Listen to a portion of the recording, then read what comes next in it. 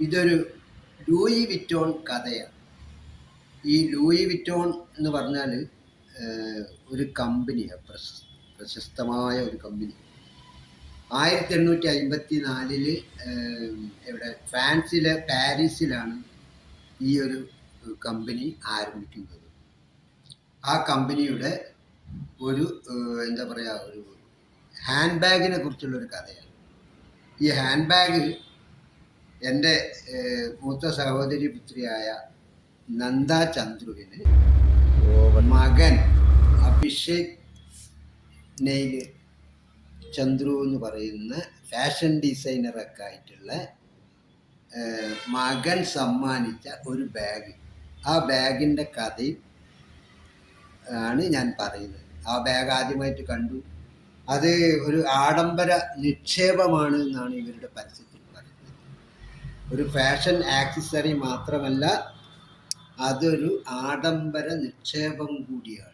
നമ്മൾ സ്വർണം വാങ്ങുന്ന, സ്ഥലം വാങ്ങുന്നതൊക്കെ നിക്ഷേപമാണ്. അതുപോലെ ഈ ബാഗ് വാങ്ങി സൂക്ഷിക്കുന്നത് ഒരു ആഡംബര നിക്ഷേപമാണ്. ഈ ആഡംബര നിക്ഷേപം എന്നുള്ള വാക്കിനെ ഞാൻ ആദ്യമായിട്ട് കേൾക്കുക. ആഡംബര നിക്ഷേപം ഉണ്ടാവും ഇപ്പോഴാണ് ഞാൻ മനസ്സിലാക്കുന്നത്.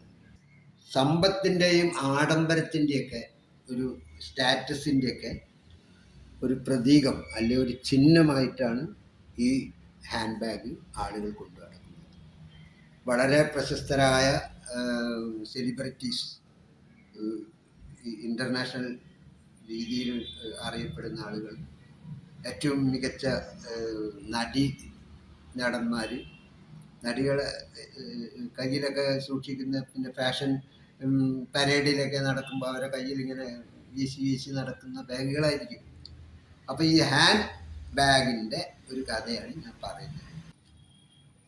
1821 ഫ്രാൻസിൽ ജനിച്ച ലൂയിസ് വ്യൂട്ടോൺ എന്ന ഒരു ചെറുപ്പക്കാരനാണ് അത്ര ഈ ലൂയി ബ്രാൻഡുകളുടെ തുടക്കം കുറിച്ചത്. അദ്ദേഹം 16-ാം വയസ്സിൽ അവൻ ഫ്രാൻസിലെ പാരീസിലെത്തി. പാരീസ് എന്ന് പറഞ്ഞാൽ തന്നെ ഏറ്റവും പുതിയ ഫാഷൻ്റെയൊക്കെ വലിയ ലോകമാണ്. അവിടെ പോയ ശേഷമാണ് ഇവൻ അവൻ്റെ ബിസിനസ് തുടങ്ങുന്നത്. തുടക്കത്തിൽ അന്ന് രാജകുടുംബങ്ങൾക്കും സമ്പന്നർക്കുമായ യാത്രാ ട്രങ്ക്, പണ്ട് നമ്മൾ പറയാറില്ല ട്രങ്ക് പെട്ടി, അങ്ങനെ ട്രങ്ക് പെട്ടി, സൂട്ട് കേസ് തുടങ്ങിയ നിർമ്മിക്കുന്ന ഒരു ജോലിയിലാണ്. അപ്പോൾ 16 വയസ്സിൽ ഇവൻ തുടങ്ങിയിട്ടുണ്ട്.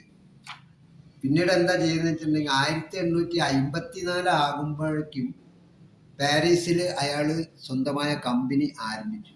അത്ര ചെറുപ്പത്തിൽ ഈ ട്രങ്ക് പെട്ടിക്ക് തന്നെ അദ്ദേഹം രൂപകൽപ്പന ചെയ്യുന്നതിൽ വളരെ വളരെ വ്യത്യാസങ്ങൾ ഉണ്ടായിരുന്നു പറഞ്ഞു. ആദ്യത്തെ ട്രങ്ക് പെട്ടികളൊക്കെ വൃത്താകൃതിയിലാണെന്നും ഇദ്ദേഹം വന്ന ശേഷം അത് നമ്മുടെ ഡ്രസ്സൊക്കെ അടുക്കി വെക്കുമ്പോൾ അതിനൊരു സൗകര്യക്കുറവുണ്ടാകുമല്ലോ, അത് കണ്ടിട്ട് ഈ യുവാവ്, അല്ലെങ്കിൽ ഈ പേരുള്ള ഇവൻ, മലയാളി ചെക്കൻ, അവൻ ഒരു പുതിയ ഡിസൈൻ കണ്ടുപിടിക്കുകയും അത് വിജയിക്കുകയും ചെയ്തു. ഈ പുതിയ ഡിസൈൻ കണ്ടുപിടിച്ചതാവണം ഇന്നും നമ്മളുടെ ട്രങ്ക് പെട്ടിയും അല്ലെങ്കിൽ അതുപോലെയുള്ള പെട്ടികൾ, സൂട്ട് കേസുകളൊക്കെ ചതുരാകൃതിയിലായത്. ഇപ്പോൾ 1854 ഇവർ പറയുന്ന വർഷം. അക്കാലത്തെ ബാഗുകൾ അല്ലെങ്കിൽ സൂട്ട് കേസുകൾ വൃത്താകൃതിയിലായിരുന്നു എന്ന് പറയുന്നു ചരിത്രം. അപ്പോൾ പിന്നീട് ഇദ്ദേഹമാണ് അത്ര ഇത് തുടക്കത്തിൽ ഇതിൻ്റെ സൗകര്യാർത്ഥം ഇവൻ കണ്ടുപിടിച്ചതാണ് ഈ ചതുരപ്പെട്ടി.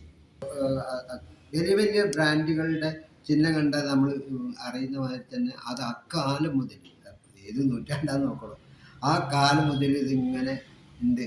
മാത്രമല്ല ഇതിനൊരു വ്യാജ നിർമ്മിതിക്ക് യാതൊരു സാഹചര്യങ്ങളും ഉണ്ടായിട്ടില്ല.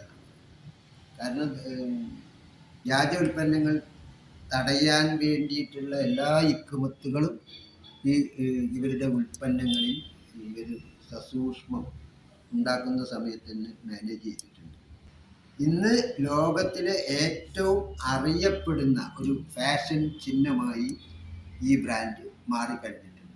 അതുകൊണ്ട് തന്നെ ഈ എന്താ പറയുക, ഇവൻ ഫാഷൻ ഡിസൈനറും പാരീസിലും ഇവിടെയൊക്കെ ആയിട്ട് ജീവിക്കുന്ന ഒരു ഇവനാണ് ഈ എൻ്റെ പെങ്ങളുടെ മകളുടെ മകൻ അഭിഷേക്.